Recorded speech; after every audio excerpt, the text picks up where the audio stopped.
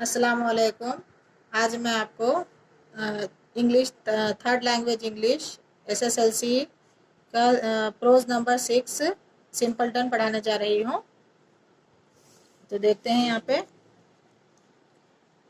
First paragraph. A king had 2 sons who were thought to be very clever, but they wasted their time and money and never did very much good in the world. They had a younger cousin whom they called Simpleton because he was quiet and simple. तो यहाँ पर बता रहे हैं कि ये simpleton एक लड़के का नाम है।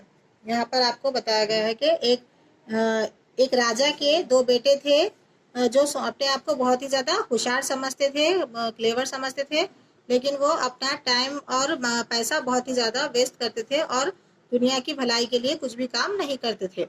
और उनका एक यंगर कजिन था। यंगर कजिन मतलब एक रिश्ते का भाई था, उनका छोटा भाई था, जिसका नाम जिसको वो सिंपलटन कहकर पुकारते थे, क्योंकि वो बहुत ही ज़्यादा सिंपल और खामोश तबीयत का लड़का था वो, इसलिए वो लोग उसे सिंपलटन कहकर पुकारते थे। तो इसी वजह से हमारे लेसन का नाम भी यहाँ पर सिंपलटन है। Second paragraph.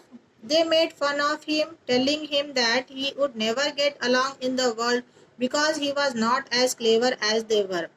तो वो दोनों भाई हमेशा उसका मजाक उड़ाते थे सिंपलटन का, और उससे कहते थे कि तुम दुनिया में कुछ भी नहीं कर सकते क्योंकि तुम हमारी तरह होशियार नहीं हो।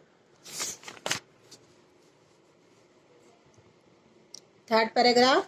One evening they all went out for a walk, and in their path they found an anthill.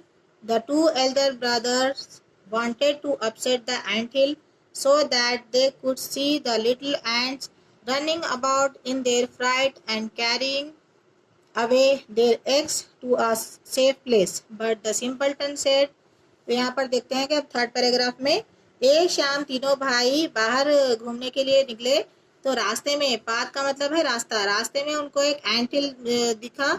Until का मतलब है चूंटियों का घर। यहाँ पे आप देख सकते हैं पिक्चर में एक चूंटियों का एक छोटा से पहाड़ कैसा है, वो घर बना कर रखते हैं चूंटियां। तो दोनों भाई चाहते थे, वो दोनों भाई ये इनके घर को मसलना फैलाना चाहते थे, क्योंकि वो देख सके कि चूंटियां किस तरीके से अपने अंडों को लेकर इधर उधर भागती हैं, वो देखना चाहते थे, और उनको कैसे अपने अंडों को कैसे सेफ जगह पर ले जाती हैं वो देखना चाहते थे।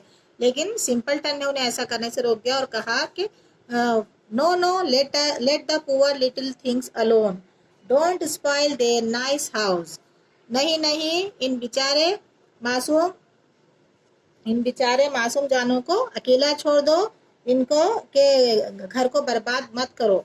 Then they went on until they came to a lake where many ducks were swimming.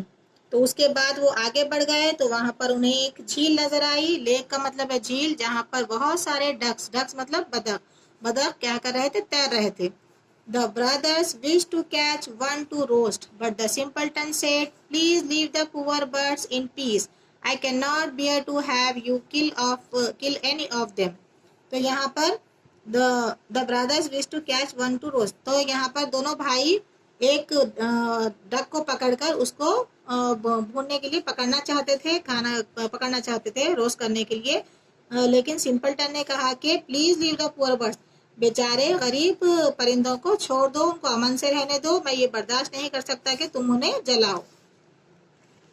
So the ducks were left to live, and the 3 brothers walked on again until they came to a bee's nest in a tree with honey running all over the trunk.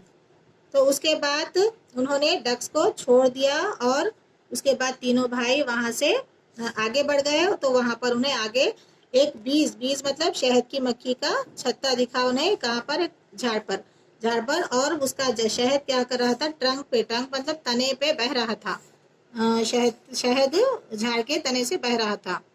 Next paragraph. The 2 brothers wanted to light a fire under the tree to smother the bees, so that they could take away the honey, but the younger cousin begged them not to. The 2 brothers, दोनों भाई क्या किए, आग जलाए, झाड़ के नीचे आग जलाए, आग जलाना शुरू किए ताकि वो शहद के छत्ते को हासिल कर सके। शहद को हासिल करने के लिए वो लोग आग जलाकर मक्खियों को भगाना चाहते थे, जलाना चाहते थे। लेकिन